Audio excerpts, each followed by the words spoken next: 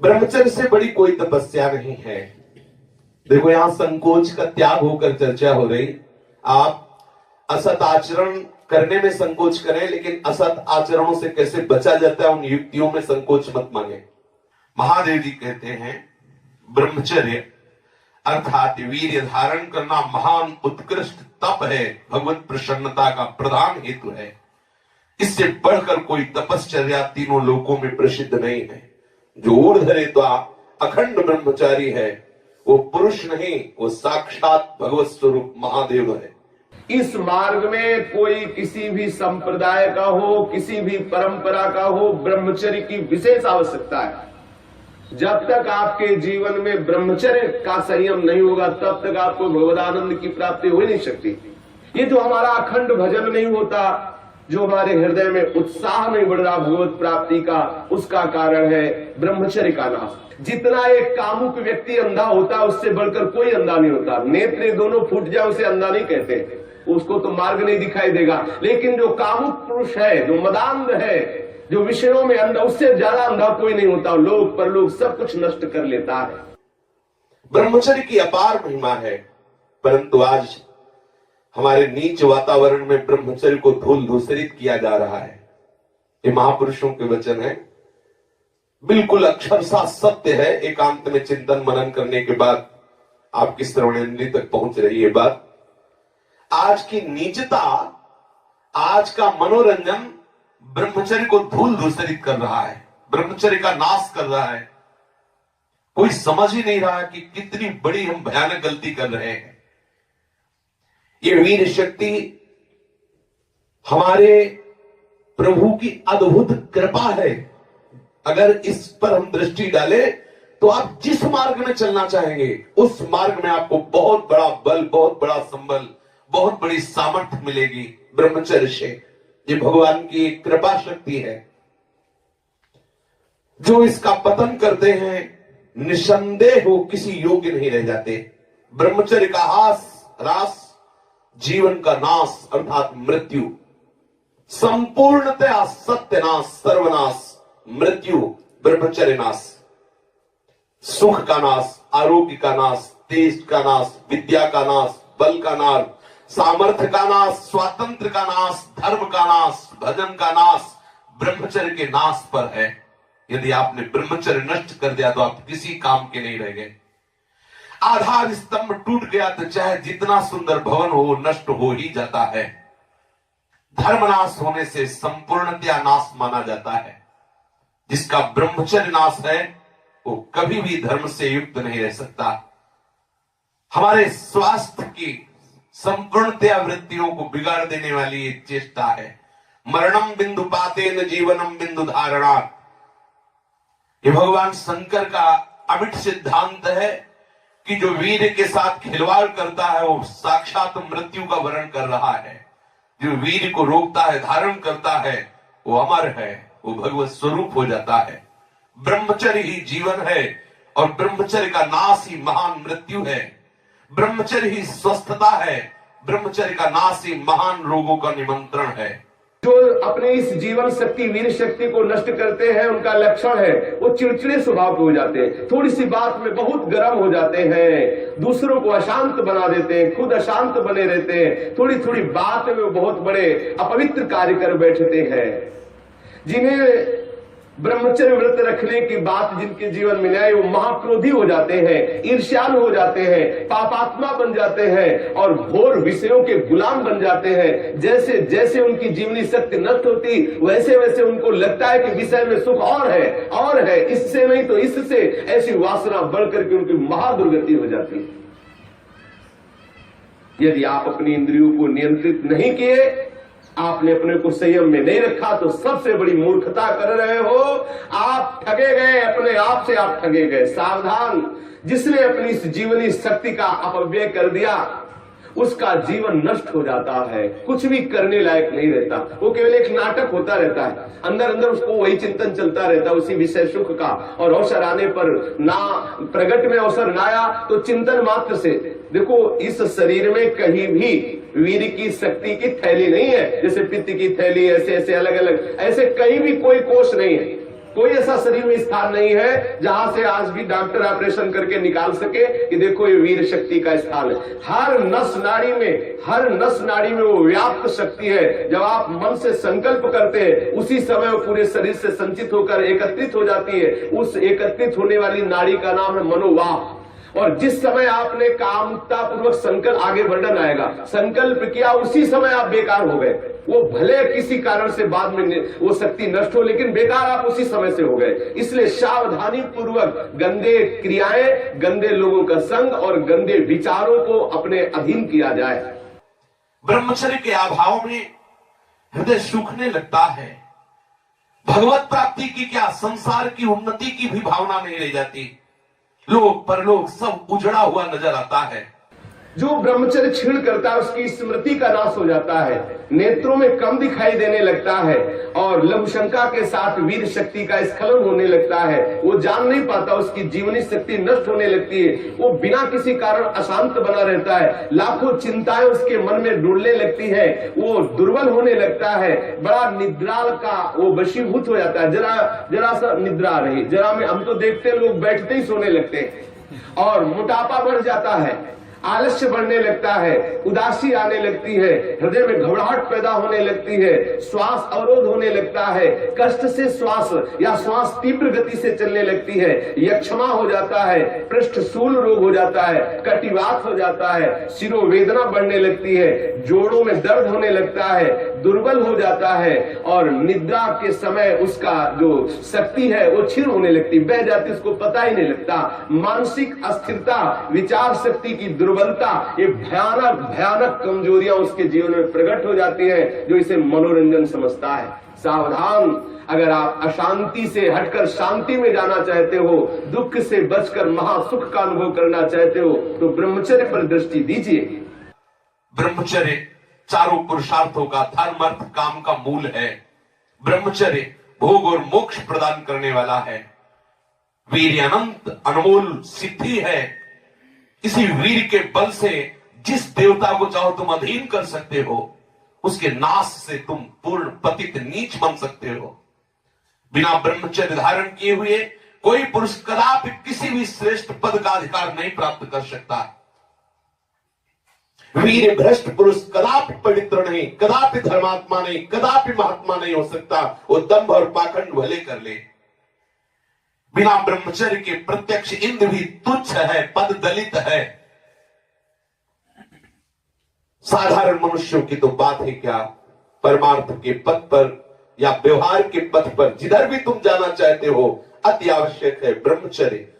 समस्त विद्याओं की सूक्ष्म रहस्य को प्रकाशित करने वाला ब्रह्मचर्य, समस्त वैभवों की सिद्धियों को प्रकाशित करने वाला ब्रह्मचर्य, समस्त सौभाग्य का उदय करने वाला ब्रह्मचर्य। ब्रह्मचर्य सर्वश्रेष्ठ मंत्र है, ब्रह्मचर्य सर्वश्रेष्ठ तपस्या है, ब्रह्मचर्य सर्वश्रेष्ठ बल है, स्वतंत्रता है, महान उन्नति है। ब्रह्मचर्य ही हमारी संपूर्ण सिद्धियों का एकमात्र बीज है, रहस्य है। जो साधक या जो गृहस्थ 20 वर्ष अगर गृहस्थ में जाना है तो 20 वर्ष तक किसी भी स्थिति में ब्रह्मचर्य नष्ट नहीं होना चाहिए। यदि ब्रह्मचर्य नष्ट करते हैं तो वो गृहस्थी के योग्य नहीं रह जाते। उनके घर में भ्रष्टाचार होता है, संतानें भी होती है तो वही होती है जो किसी योग्य नहीं रहते। शास्त्र के सिद्धांत से चलने वाले उपासक को, अर्थात भगवत प्राप्ति के मार्ग में चलने वाले उपासक को चाहिए, अगर वो गृहस्थ है तो जब ब्याह हो उसी के बाद शास्त्र मर्यादा से ब्रह्मचर्य खंडित करे, ये उसका उपासना का स्वरूप ही माना जाएगा। लेकिन यदि वैरागी है, भगवत मार्ग का पथिक है, तो अष्ट मैथुनों से बचे। गृहस्थ हो तो उचित संतानोत्पत्ति के लिए भगवत प्रार्थना से युक्त होकर, हे करुणा निधान, मैं आपकी आज्ञा का पालन करने के लिए अपने ब्रह्मचर्य को क्षीण करता हूँ। आपकी कृपा प्रसाद से मैं आपकी प्राप्ति के लिए गृहस्थ धर्म रूपी पूजा आपको स्वीकार करने के लिए प्रार्थना करता हूँ। प्रभु, ये पूजा है, आप स्वीकार कीजिए। वो गृहस्थ धन्य है जो ब्रह्मचर्य पूर्वक संतानोत्पत्ति की क्रिया करके भगवान की आराधना करता है। जो विरक्त संपूर्ण रूप से ब्रह्मचर्य है उसको विशेष साधना नहीं करनी पड़ती, अपने आप भगवती स्मृति अखंड होने लगती है, क्योंकि महाआनंद स्वरूप ब्रह्मचर्य है। महाआनंद, आप सोच भी नहीं सकते कि ब्रह्मचारी को कितना आनंद होता है। जो ब्रह्मचर्य धारण करता है उससे अपार आनंद, अपार सुख प्राप्त होता है। सभी सुखों में सर्वाधिक नष्ट करने वाला सुख एक काम सुख है, सबसे ज्यादा पतन करने वाला यह सुख है, सबसे ज्यादा नाश करने वाला सुख है। इसलिए सावधान, विषय सुख के लिए आप अपने ऐसे अमूल्य जीवन को नष्ट मत कीजिए।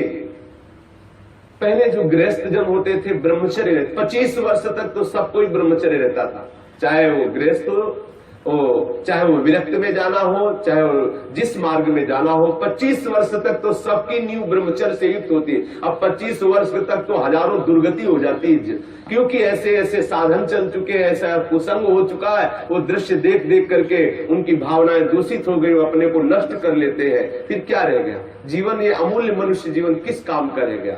जब 10 वर्ष ब्रह्मचर्य रहकर भगवत भजन करके संतान उत्पत्ति करते थे तो उन माताओं के गर्भ से कोई भगवत प्राप्त करने वाले साधक पैदा होते थे, या कोई महावीर पैदा होते थे जो देश की रक्षा के लिए अपने प्राणों को समर्पित कर देते, जो समाज को सुख पहुंचाने वाले ऐसे बालक पैदा होते थे। ब्रह्मचर्य के बिना पूर्ण, चाहे गृहस्थ हो चाहे विरक्त हो, कोई भी हो, वो पूर्ण पशु जीवन है, पूर्ण पशु जीवन है। सांसारिक व्यक्ति बनकर के मत अपने जीवन को नष्ट करो, आप अपने हाथों से अपना नाश कर रहे हो। ध्यान रखो, ये गलती जो तुम कर रहे हो ये आपको दोबारा मनुष्य जीवन मिलने वाला नहीं है। ऐसी गलती करके तुम्हें बहुत पछताना पड़ेगा। मौज मस्ती, लोग काहे की मौज मस्ती? धर्म मर्यादा का नाश करके, गुरुजनों की बनाई हुई शास्त्र मर्यादा का नाश करके तुम सुख प्राप्त कर सकते हो। कुछ समय मिला, कर लो जो करना है। ऐसे भयानक रोग पैदा होंगे कि मरोगे, कोई पानी देने वाला नहीं मिलेगा। ये सब नाटक भूल जाएगा। इसलिए शास्त्र और गुरु की बनाई हुई मर्यादा के अनुसार चलो, तो ही संसार में भी तुम सुख का अनुभव, जहां नहीं है सुख वहां भी अनुभव कर सकते हो, यदि शास्त्र और गुरु की मर्यादा से युक्त रहोगे, उनके बनाए हुए विधान के अनुसार चलोगे। ये जो आजकल सब चल रहा है ना, ये बहुत हानिकारक है। जिसके जीवन में छोड़ दो, जो अब जिनका ब्याह हो गया वो अपने पति को छोड़ करके दूसरे पतियों के पुरुषों की तरफ कामुक दृष्टि से देखती है, जानते उनकी क्या दुर्गति होती है? हाँ, पति वंचक परपति रति करई, रौरो नरक कल्प शत परई, और विधवा होए पाए तरुणाई, अगला जन्म होगा और वैधव्य को प्राप्त हो जाएगी। जो पुरुष अपनी पत्नी का त्याग करके पर स्त्री से गमन करता है तो नरक में जाकर के उसको तपाए हुए लोहे की लाल लाल ऐसे स्त्री आकृति से उसे हजारों वर्षों तक चिपकाया जाता है और जलता रहता, वहां मरना तो है नहीं। ऐसा मत सोचो कोई देख नहीं रहा। जैसी थरिवंश नरक गति दुर्भर यम द्वारे कटियत नख छीके, वहां ऐसा हिसाब है कि कहां छीका, किस लिए छीका, और आपकी नाक काट दी जाएगी।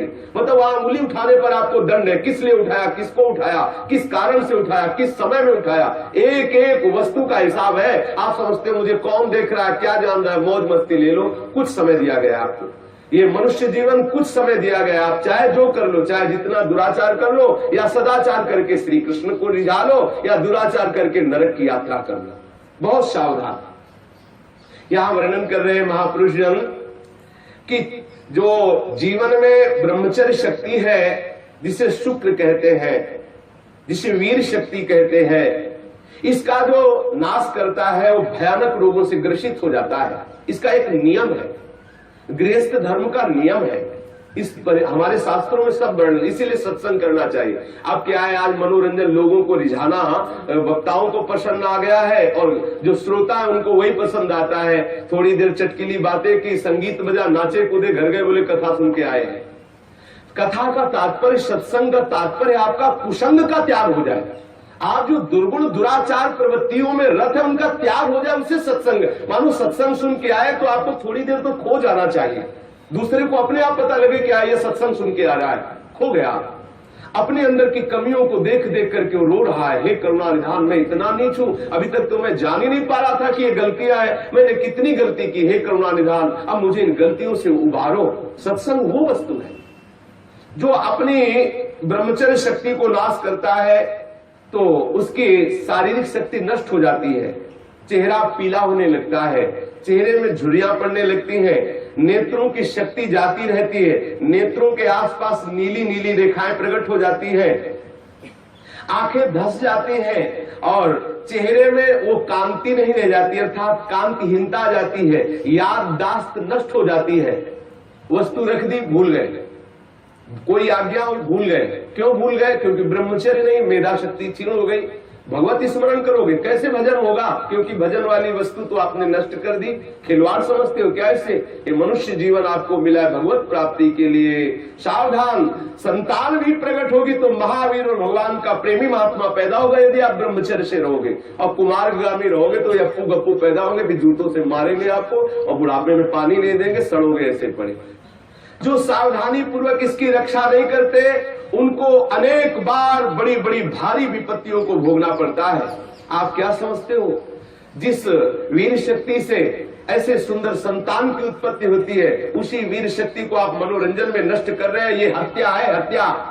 शास्त्र वर्णन करते हैं आपको भोगना पड़ेगा उसका दंड। जैसे माताओं के गर्भ में पलते हुए शिशु को वो गर्भ हत्या जैसे पाप कर देती है, ऐसे पुरुषों को सावधान रहना चाहिए। संतानोत्पत्ति के निमित्त से किया गया ब्रह्मचर्य खंडित भगवत उपासना माना जाएगा, और अपनी वासना से प्रेरित होकर ब्रह्मचर्य नष्ट करना या अन्य उपायों से ब्रह्मचर्य नष्ट करना वो हत्या में लिखा जाएगा। इसीलिए अंतःकरण मलिन हो जाता है और भगवत भजन का केवल वो एक क्रिया मात्र होने लगता है, आनंद का अनुभव नहीं होता। आपको यदि भगवत प्रेम प्राप्त करना है, भगवत भक्ति प्राप्त करना है, तो आप अपनी इस जीवनी शक्ति की रक्षा कीजिए। आप अपनी जो आंतरिक वृत्ति कामुक हो चुकी है उसको संभालने की चेष्टा कीजिए। जो अपने इस स्नायु तंत्र को पुष्ट रखना चाहते हैं उनको अपनी इस मूर्खता को खोना होगा।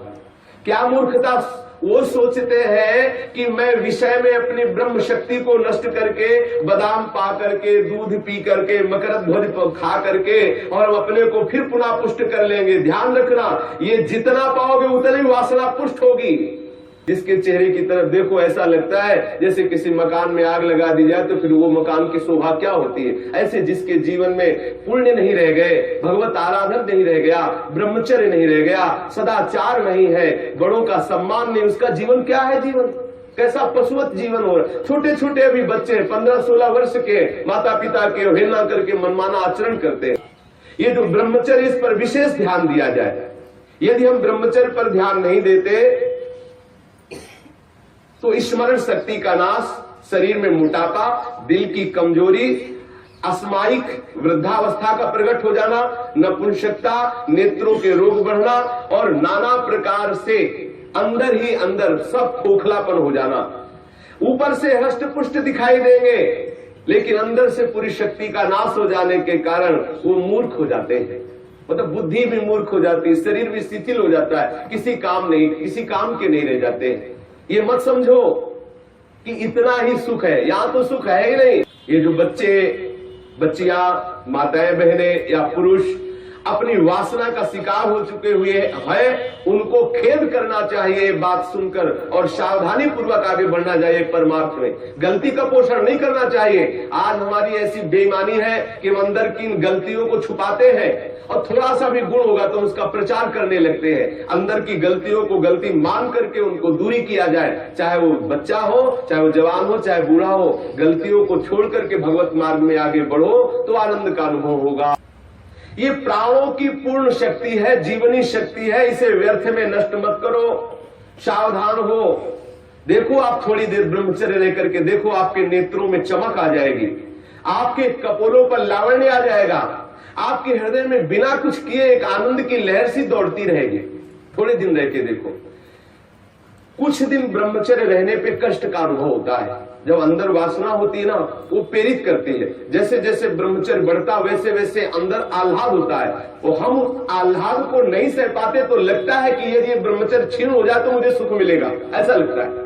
यदि सत्संग हो और भजन पूर्वक हम जीवन व्यतीत करें, सदाचार पूर्वक भोजन शुद्ध हो, तो कुछ ही महीने में वो ब्रह्मचर्य जब पकने लगता, थोड़ा सा आनंद अनुभव होते सहने लगता। पहले तो थोड़ा कष्ट होता है। अगर 1 वर्ष ठीक ब्रह्मचर्य रह जाए और कुसंग ना हो तो इतना आनंद उसको अनुभव होने लगेगा, देखेगा नहीं इसी नारकी खेलों की तरफ, इधर संसार के इन दुर्गुण दुराचारों की तरफ देखेगा भी नहीं, पर कुसंग ना होने पावे। अगर कुसंग होगा तो 20 वर्ष ब्रह्मचर्य रहने के बाद भी पतित हो जाएगा। कुसंग से सर्वदा बचता रहे। 1 वर्ष अगर ब्रह्मचर्य, हो सकता है थोड़े दिन कठिन लगे क्योंकि गलत अभ्यास हो गए, 1 वर्ष ब्रह्मचर्य रहिए। अपने आप स्वाभाविक जो क्रिया होती है उस पर दृष्टि मत डालिए, आप अपने संकल्प से कोई गलत कार्य मत कीजिए और ब्रह्मचर्य रहिए, तो आपको आनंद का अनुभव होने लगेगा। भजन करना नहीं पड़ता, अपने आप भजन होता है। नींद कम हो जाती है, आसनों पर जितनी देर चाहो आराम से बैठ सकते हो, और कोई भी रोग हो वो अपना पूरा प्रभाव नहीं डाल सकता क्योंकि आपके अंदर ब्रह्म शक्ति विराजमान है। जो ब्रह्मचर्यहीन हो जाता है वो भजन का लाभ नहीं ले सकता है। मन, प्राण तथा ये ब्रह्मचर्य, ये तीनों एक ही है। जिसका ब्रह्मचर्य ठीक, उसके प्राण सूक्ष्म हो जाते हैं और मन शांत होने लगता है। जिसका ब्रह्मचर्य ठीक नहीं, स्थूल प्राण होने लगते हैं। पहचान है, ऐसे भैंसे की जैसे श्वास निकलती, जब सोते तो बड़े भारी ऐसे घोटे शोरगुल होता है, स्थूल प्राणों का लक्षण है। और मन उनका चंचल होता है, उनकी श्वास, उनका मन, उनका ब्रह्मचर्य, तीनों क्षीण होने